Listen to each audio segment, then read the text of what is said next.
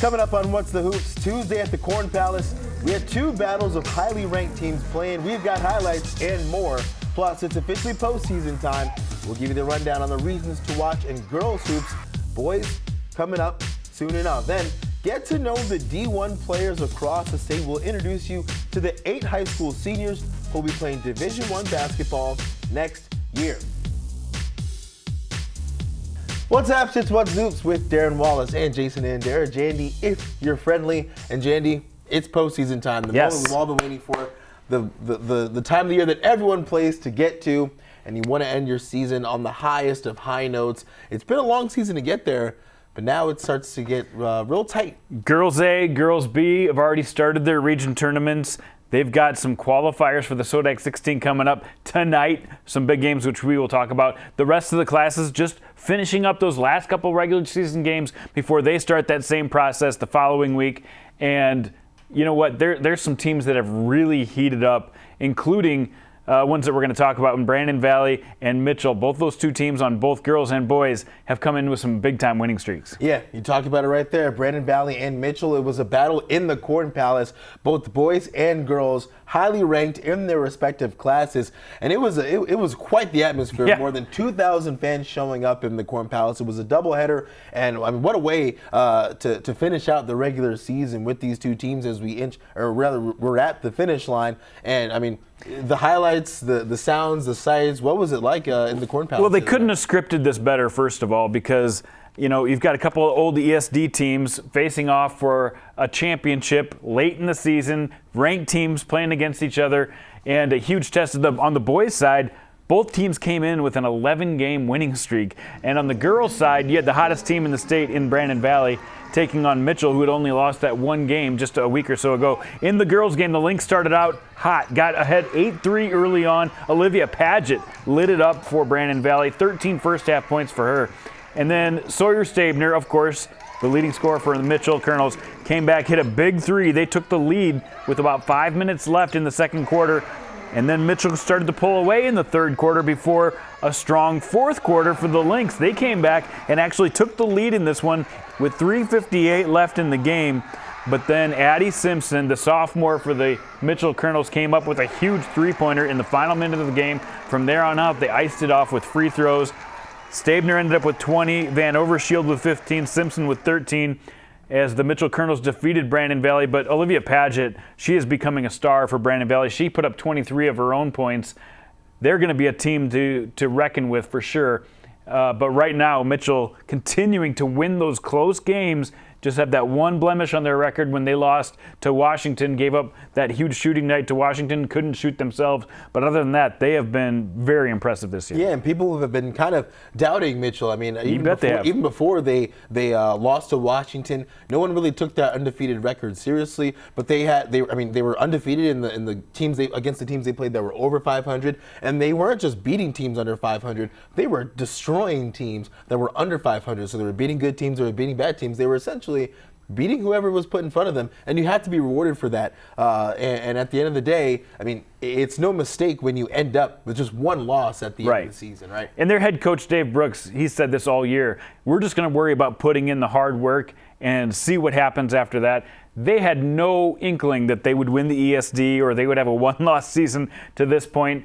But more power to them. They're trusting the process. They're Joel Embiiding it, and they are doing a great job of getting to where they have. They've got a tough one coming up at O'Gorman to end their season, but they're in great position going into the playoffs next week. Yeah, absolutely. But even for the boys, it was talk about the boys. Two highly ranked teams. Mitchell number 1, Brandon Valley number 2. About as good as advertised, right? Yeah, Brandon Valley came in with an 11-game winning streak. They were kind of off the radar, got themselves into the ranking, and now all the way up to 3, where Mitchell has kind of been around that top 2 ranking all season long. They've had some tests, but I'll tell you what, Mitchell, so fun to watch. They've got a good senior class, a good junior class, a good sophomore class, and they all contributed. They got up early in this one, 9-4, before the Lynx came with a torrid run, 20-3 run between the end of the first and the early second quarter. They ended up taking a 12-point lead on Brandon Valley in the second quarter. on Mitchell in the second quarter. But then Mitchell came back, pulled within 1 at halftime. But Brandon Valley had that 1-point lead on the road as they entered the second half. Mitchell really took off in the third quarter. They took a 42-36 lead into the fourth quarter. There was a chance for Brandon Valley to come back in the fourth quarter. They just couldn't hit some shots they needed to hit. They didn't seal it from the free throw line, and then Parker Mandel sealed it with back-to-back three-point baskets for Mitchell to take what would be a final lead. Their senior, Gavin Sokup, their junior, Marcus Talley, and their sophomore, Colton Smith, all put up 15 points to give Mitchell the victory, and that really, to me, solidifies them as the #1 team going into the playoffs. They are playing better than anybody else in the state right now. Colton Smith, also our dunk contest yes, champion. Congratulations. So, shout out to Colton he Smith. added another dunk, by the way, against Pierre that should have definitely been on the reel since our last show. So, yeah, he keeps putting them in. Yeah, not just a dunker, though. 15 points, much needed in the huge win over Brandon Valley. So, really awesome sights and a scene in the Corn Palace to end, essentially, the regular season. Of course, you said, one more test for both teams. But still, I mean, we're down to the end. And the boys still waiting to get their region set. But the girls already have their region set. Let's take a look at some of the first round action that we saw around the state. Of course, a week from tonight will be February 29th, Leap Day, will be the start of SODAC 16 for Class A and B girls basketball. But some of the more interesting regions that you would like to highlight are Region 4A and 5A, specifically with Vermilion and T area, who were the favorites in Region 4A. But EPJ and Lennox, they're capable of getting some maybe surprise upsets. Yeah, I tell you what, Lennox is a team I've been impressed with all season long. They do have 5 losses, but they've also beaten some really good teams. They beat T area, probably the signature win for Lennox this year. So for them to go up against Vermilion, I mean, that's going to be a huge test for them. They played earlier this year. Vermilion got the 51-40 win in that game. But I would not be shocked if Lennox plays right with Vermilion. So we'll be paying a lot of attention to that game as one team gets to punch their spot to the SODAC 16. And then you talked about it, the other one, T area. I mean, this is a school that has had some good teams over the years, but on the girls' side, still have not made the state tournament. They are desperate to make it this year as Katie Vasecka and Mara Grant play their senior seasons. They know they have a special group, but a huge hurdle in this one as they take on Elk Point Jefferson, a team that's knocked off some good teams this year. We talked about them a couple weeks ago as being one of those under-the-radar teams.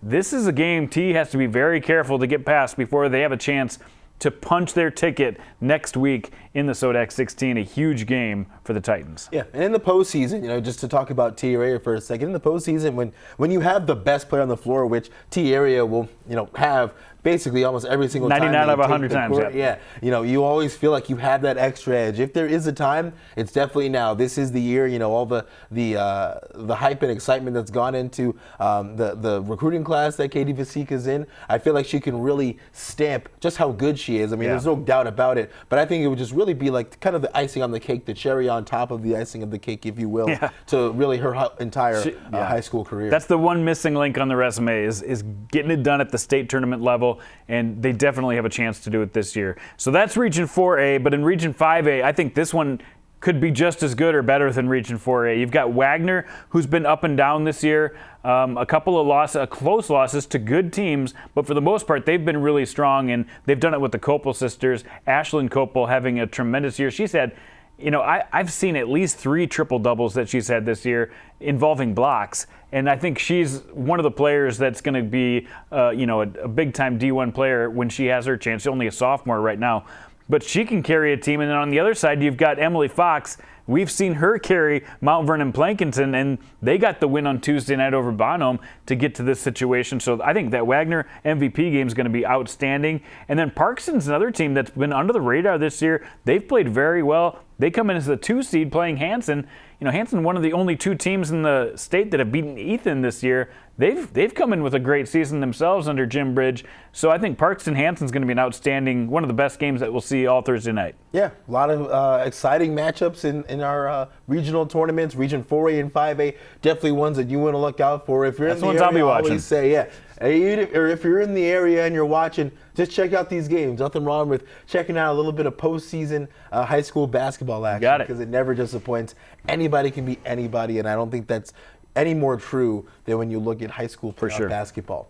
That'll do it for our games that we're looking out for as far as the postseason, the regionals, and we also got to take a look at Brandon Valley and Mitchell. But now let's get a look at the D1 roundup. Yes. You know, who were some of the names in the South Dakota high school scene that are going to be playing Division I hoops next year? So of course we'll start on the boys' side. Alec Squires from Sioux Valley. He's going to South Dakota State, athletic big who continues to show more and more skill. He's 6'10", a little skinnier now, but he's adding more muscle. Keeps adding muscle, yeah. And I mean, even just like I said, 6'10", not a lot of 6'10" high school basketball players in general. But what Alec has is he combines that size with that unique skill and athleticism. Yeah, and when I had a chance to talk to him, he kind of missed his freshman year because he did have some growing pains and had some muscle issues where he had to take a year off the court. He's way past that now. Had a great sophomore season last year, broke out as a junior, and this year as a senior, he has been unstoppable.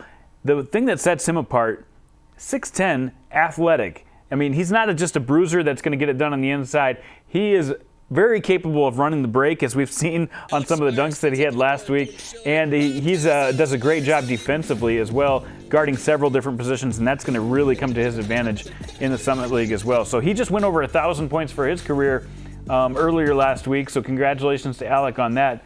Yeah, and of course, you know, SDSU, they play that kind of free-flowing offense where, you know, we see Luke Apple and then William Cowell III thriving right now. So with time, Alec Squires, I feel like with that athleticism and that size, I think he'll fit right in with the Jackrabbits. He's bouncy, that's for sure. Not a great outside shooter at this point, but I think that's a part of a game he could still add. But they're going to get quite an athlete, that's for sure. All right, another athlete, another student athlete in South Dakota High School that'll be playing at the Division I level next year, Porter Ihnen from Lennox. He'll be going to USD.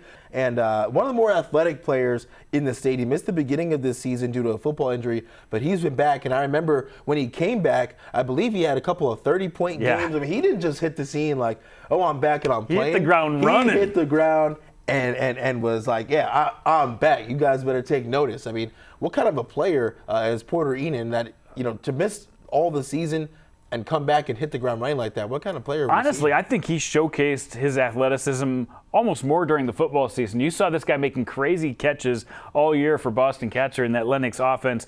But we've seen it on the basketball court, too, for years. A dunker, a fast breaker, great with the handles, shoots left-handed, can drain the threes. We've seen him go off for those 30-point games when he's hitting 4, 5, 6 three-pointers in a game. This guy is a totally rounded, well put-together athlete who can play basketball, and he was very excited when the Yotes not only came calling, but he said it was more important to him that how much interest the Coyotes showed him. So I believe I started talking to colleges around my sophomore year.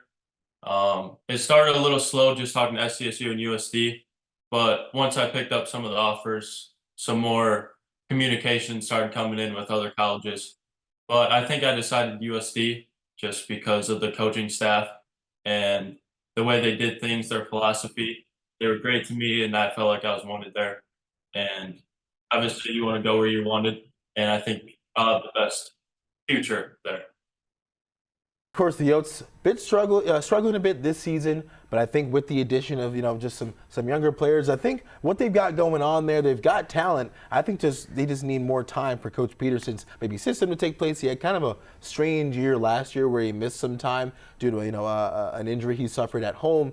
But I think just with time and with adding the right players and the right pieces to the system that they want, I think Porter can be a welcome addition, especially with that shooting ability. Right, and I love the fact that USD is getting some in-state players now. For years, it's kind of been, you know, just known that the Jackrabbits are getting more than USD is, or higher quality players. I think this could turn the tables for the Yotes, because I think Porter Ihnen might be the best individual player in this class in South Dakota, and he's going to join, you know, the Bruns brothers, and we'll see how big of an impact he can make right away. All right, that'll do it for the boys that are going to play D1. Of course, we got 6 girls that are going to play D1. You know, I'm sure we're very familiar with a few of them, but one that maybe we haven't talked too much about, Skyler Volmer from Lyman, one of the more versatile players in the state. She's joining Mallory Bernhard, and I'm not sure if Casey Borovich has another year or not. We'll see. I don't know how any college eligibility rules work these days. Yeah, you just keep playing until you're done. Right, but she can play any position. I think that'll help what the Fighting Hawks got going on. They're not having the worst year in the Summit League. They're right now, I think, in 6th place. place.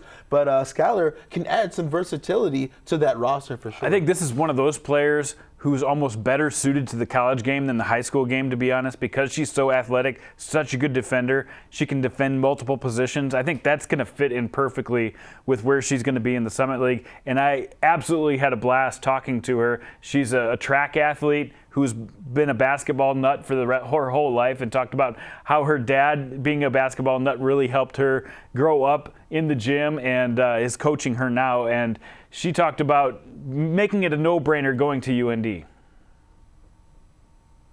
It's definitely a hectic process, going and visiting all the schools and just trying to find the right fit for you. And everybody always told me, oh, like, when you know, you know. And that's really was true for me, you know, like I got on my official to UND and I was like, yeah, this is where I'm going to go. Like, just the atmosphere there and what they're trying to accomplish.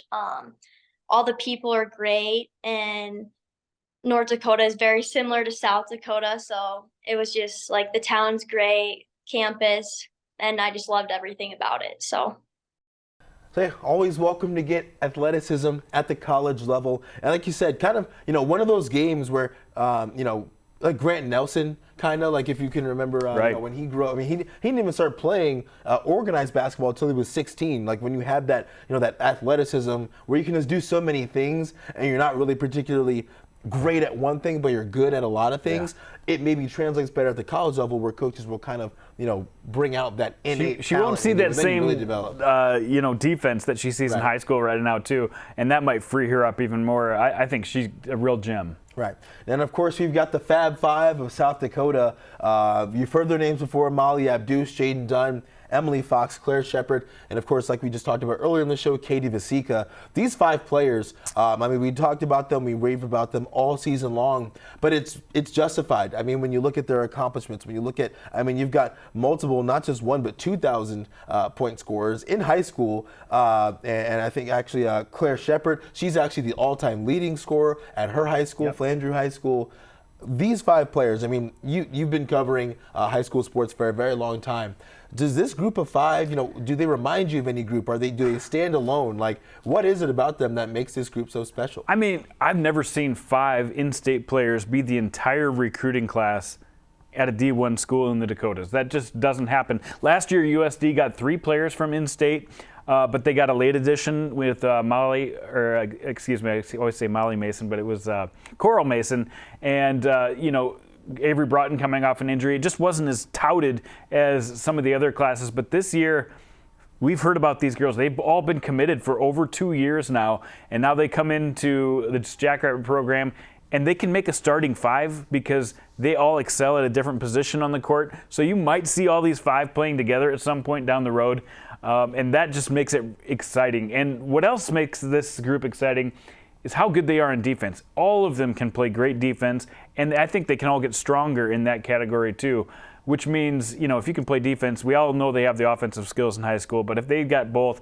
I mean, they can be out on the court for a lot. I'm going to have a full story on these 5 coming out next week, next Thursday, but we had a chance to talk to each of those players and what they're excited about, just kind of a preview of the feature I'll have coming out next week.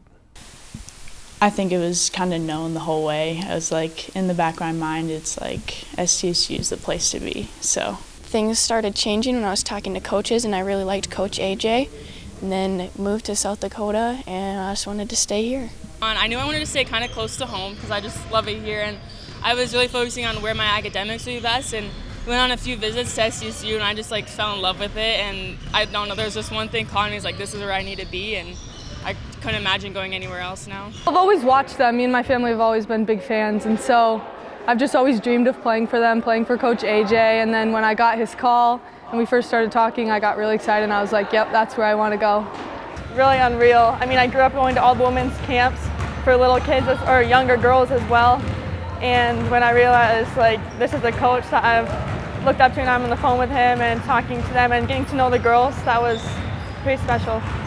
And of course, if you can play defense at the next level, like you mentioned, you can find some time on the court for Aaron Johnston. And also, just to add to that, currently South Dakota State, the women are on a 43-game regular season winning streak. They don't lose really ever. And and Coach Johnson said it the other day in his press conference, where if you include the postseason and go back even further a little bit, it's something in the realm of like 90-something and 1. Yeah. Like they've lost one game in the Summit League regular season and postseason play over the course of the last 5 or 6 seasons. And you got to consider with how many years kids are playing in college these days, that this class has the potential to go in and go 5 or 6 years and win and lose less than like 5 or 6 games. I mean, well, in Summit League play, that's just how good they are. And recruiting players in state. I mean, with this era of NIL and with transfer portals, you're not worried as much about losing the in-state players as you are some of these other girls who might be more apt to move around.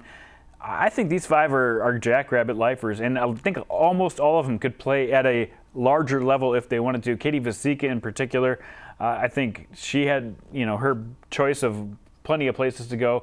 But just individually, I'm going to tell you what I really am looking forward to about these 5. Mahli Abdouch, maybe the best competitor I've ever seen on the court. Great with the ball, great shooter, but just one of the smartest and most competitive players that you're going to find. Jaidyn Dunn, an excellent defensive player. I watched her again Tuesday night against Pierre. She just owns the paint. She knows how to move her body, and she's getting much better on the offensive side of the ball as well. Emilee Fox, maybe the best shooter. I mean, she's going to be one of those girls who can step beyond the three-point line and be open and take a shot. She's going to get a lot more open shots in college, I think, than she got in high school. She sees a ton of junk defenses. Sheppard, I don't have the stats in front of me, but she's got to average 3 to 4 blocks per game. She is full of energy, and she is the kind of girl that gets the entire team revved up, and I think that's what people love about her, the energy she brings to the court. And then Katie Vasecka, I think if there's one player in this class that just can't go wrong, it's Katie Vasecka. She can do literally everything on the court. Yeah, really impressive class.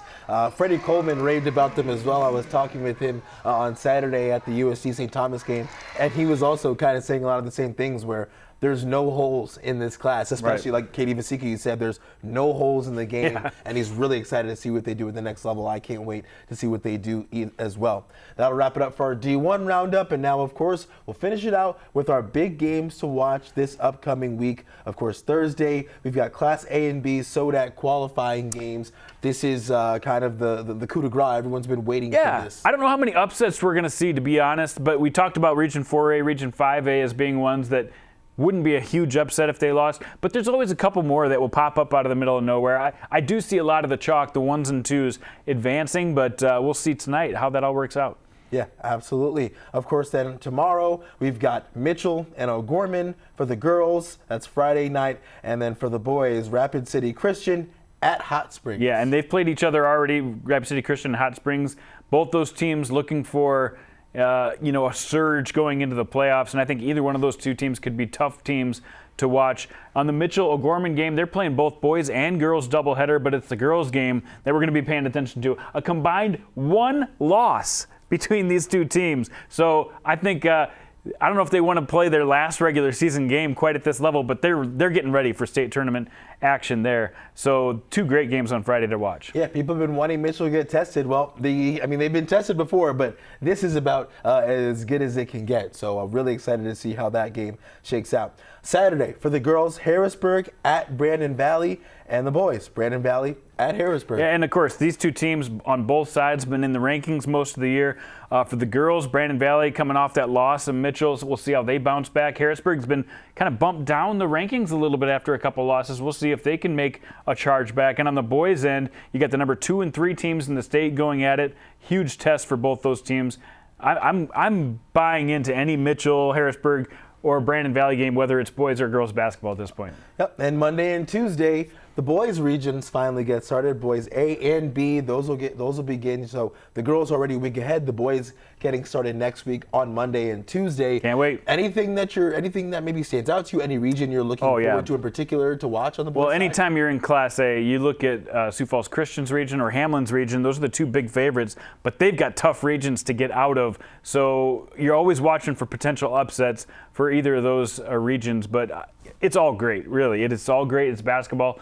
And next week we're going to be whittling our way to a state tournament, and we'll be able to set up some brackets. Yeah, it's almost that time where some brackets will be busted or some brackets will be really happy. We've got high school March Madness, college March Madness. I can't wait. Now we just need March. Okay, well, yeah, we just need March to actually get here after the leap day in the leap year. Yeah. That'll do it for this edition of What Soups with myself and Jandy. Thank you as always for tuning in every week. We'll see you guys next week with more postseason high school talk. We'll talk more about some of those Division I players and see how they're doing, and of course region play will be in full swing, and then the SODAC 16 Let's go. will be basically decided at that point. Thank you for watching, and of course we'll see you guys next week.